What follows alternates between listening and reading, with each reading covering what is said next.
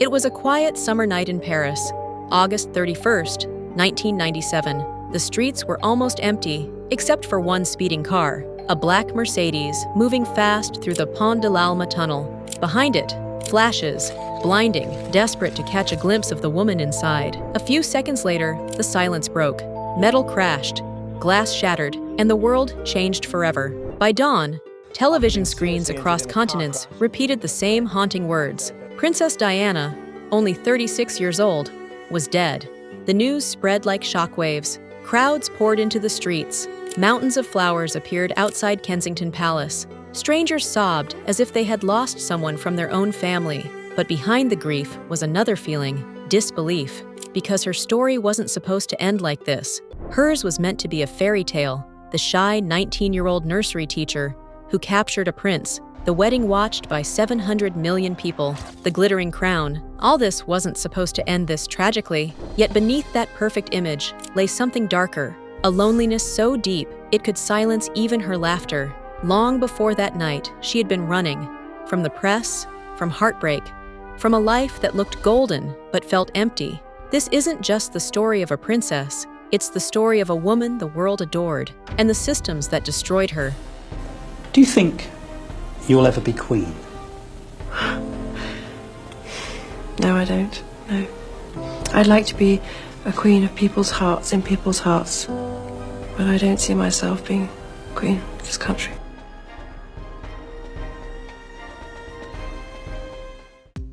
Chapter 1. The Chosen One. She was born Diana Frances Spencer on July 1st, 1961, in the quiet English countryside of Norfolk, the third daughter of a family that had long been intertwined with the British monarchy. The Spencers were aristocrats whose lineage stretched back centuries, serving as courtiers, advisors, and companions to kings and queens. Diana's family estate, Althorpe, had hosted generations of royal visits, and young Diana grew up knowing the weight and expectations of that legacy. Yet behind the grandeur, her childhood was far from perfect.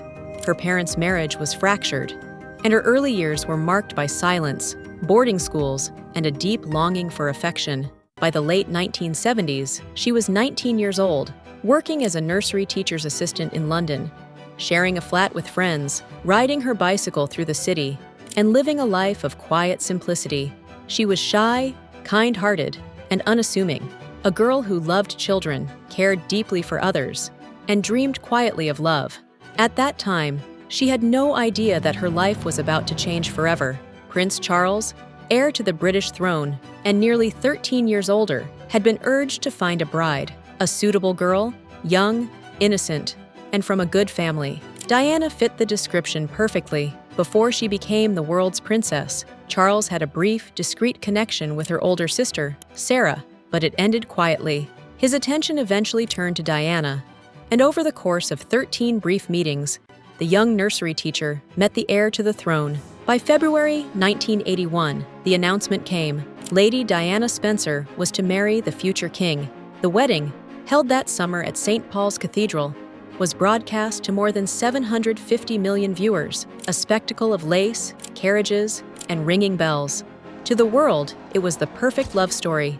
But to Diana, standing at the altar in a 25-foot train and trembling hands, it was already the beginning of something she couldn't quite name. A fairy tale she would soon discover was built on secrets, distance, and a love that was never truly hers. Chapter 2. The Cage of Gold. From the moment Diana stepped into Buckingham Palace, she realized the crown came with invisible chains.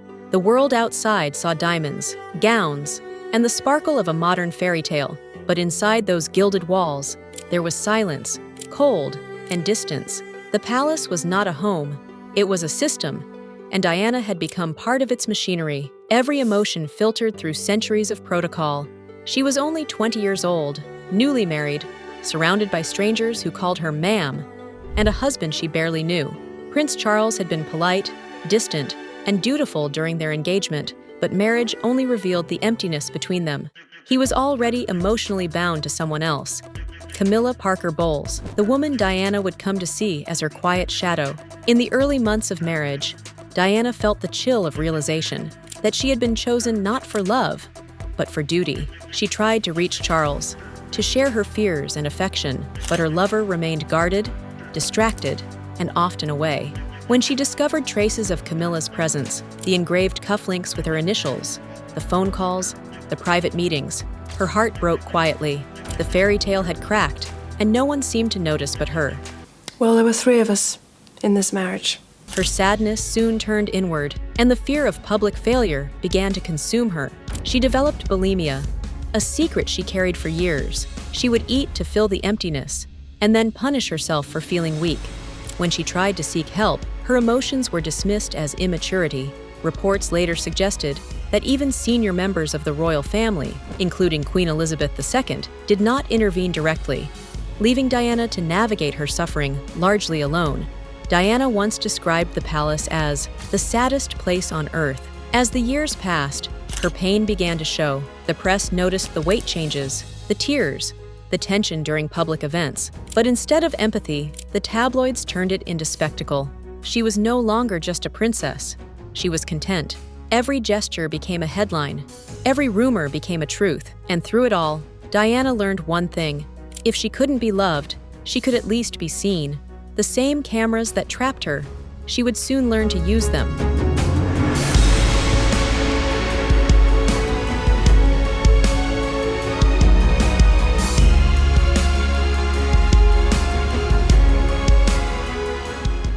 Chapter 3. The Rebel. By the mid-1980s, Diana had begun to understand the strange currency of her own existence. The world would watch everything, and if she could command its gaze, she could reclaim some control over her life. The shy girl from Norfolk was transforming into something the palace could never fully contain, a woman who refused to remain invisible. She threw herself into charity work, visiting hospitals, embracing children with AIDS, holding the hands of lepers, walking through minefields in Angola, and appearing in places where royalty had never dared tread. She also supported organizations for the homeless, children with disabilities, mental health charities, showing consistent empathy for those society often ignored.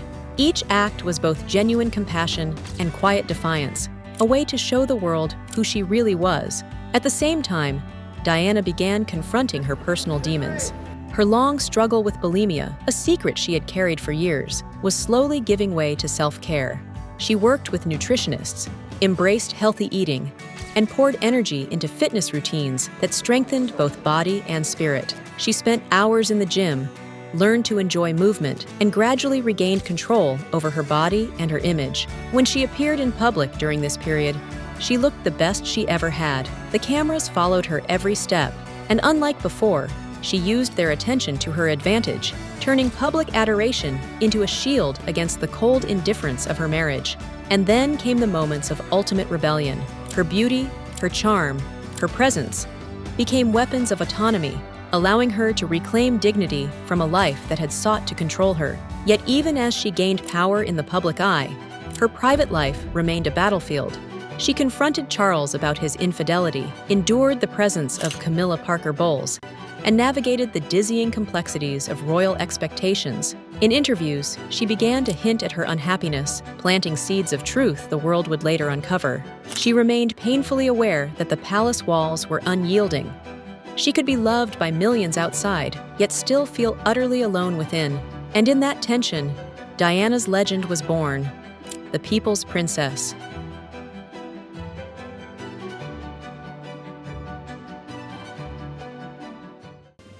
Chapter 4.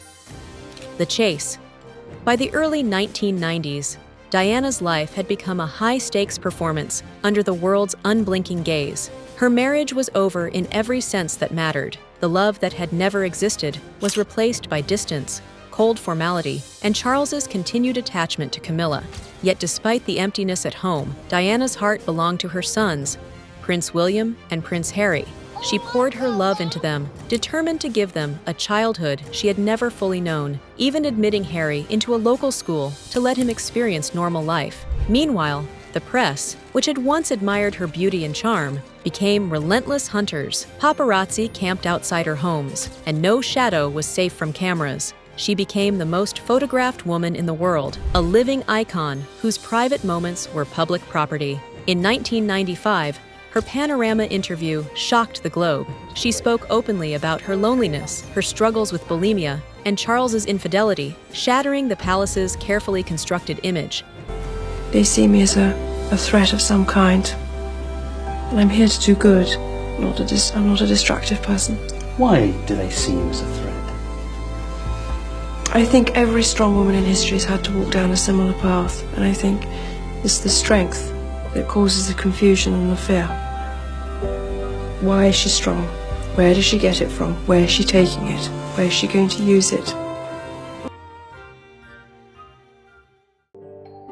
Divorce followed in 1996. In the months that followed, she began a brief, intensely scrutinized romance with Dodi Fayed, the Egyptian businessman and heir to the Harrods' fortune. A fleeting escape from loneliness, yet even happiness came under the unrelenting gaze of the media, and the same cameras that followed her every moment would ultimately witness the tragedy of her final night in Paris. On August 31st, 1997, after leaving a private dinner with Dodi, a black Mercedes sped through the Pont de l'Alma tunnel, chased by paparazzi. Within moments, the life of the people's princess was gone. The world stopped. Millions tuned in, wept, and left flowers at the gates of Kensington Palace. Television broadcasts replayed every moment, and memorials sprang up across continents, a testament to the profound connection she had forged with ordinary people. Her sons, William and Harry, were suddenly thrust into the glare of global attention. The public, however, was shocked when Queen Elizabeth II waited 5 days to make a formal statement addressing Diana's death. Remaining at Balmoral Castle with her grandsons, the Queen sought to shield them from the media frenzy. Finally, on September 5, 1997, she delivered a televised address from Buckingham Palace, calling Diana an exceptional and gifted human being who had touched the lives of many, a heartfelt tribute that came too late for a grieving public demanding immediacy. While official investigations concluded her crash was caused by driver error and paparazzi pursuit, whispers haunted the public imagination. In 1993, she had penned a chilling note, fearing that Charles might orchestrate an accident in her car. Rumors swirled. Some claimed she had been targeted for defying royal expectations or for her romance with Dodi Fayed. Yet the grim reality was undeniable. Diana suffered catastrophic internal injuries, a fatal chest wound, and trauma to her head and legs. Paramedics arrived swiftly, but nothing could save her. All the theories, all the fear, all the speculation, in the end, they were a waste. It was, ultimately, a tragic accident. Diana, the people's princess, had been taken too soon, but her story, her love, and her legacy would never truly end. Her charitable work and her ability to bridge the distance between royalty and the people became eternal symbols of empathy and humanity.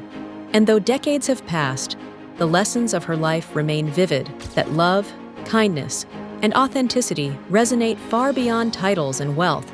Diana's story is one of heartbreak, resilience, and enduring inspiration, a flame that continues to burn, unextinguished, in the memory of the world.